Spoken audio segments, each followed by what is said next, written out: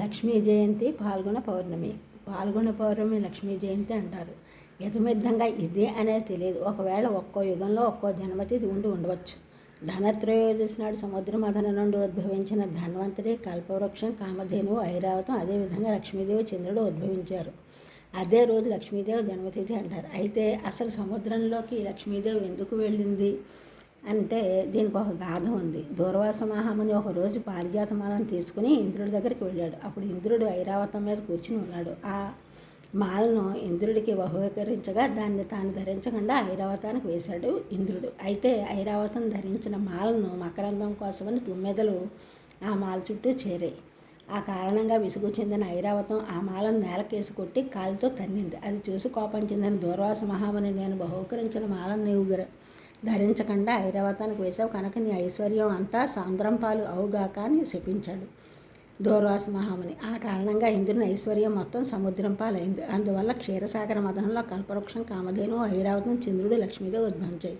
చంద్రుని తేజో వికాసం వల్ల గ్రహాల్లో సముచిత స్థానం పొందాడు. బ్రహ్మ ఆజ్ఞ మేరకు లక్ష్మీదేవికి రత్నాల హారం ఇవ్వబడింది. ఆ హారాన్ని విష్ణువు కంఠసీమన అలంకరించి విష్ణుపత్ని అయింది లక్ష్మీదేవి. ఇంద్రుడు లక్ష్మీదేవిని గురించి స్తుతించగా ఆ స్తోత్రాలకు ముగ్ధురాలైన కరుణామయి పరమేశ్వరి ఇందిరగా, సముద్రరాజు తనయగా, చంద్ర సహోదరిగా పునరుద్భవించింది. ఇంద్రకృత మహాలక్ష్మి అష్టకం దీనికి సంబంధించింది. ఏదేమైనా బట్టికి వస్తు సమృద్ధియే లక్ష్మి అంటారు.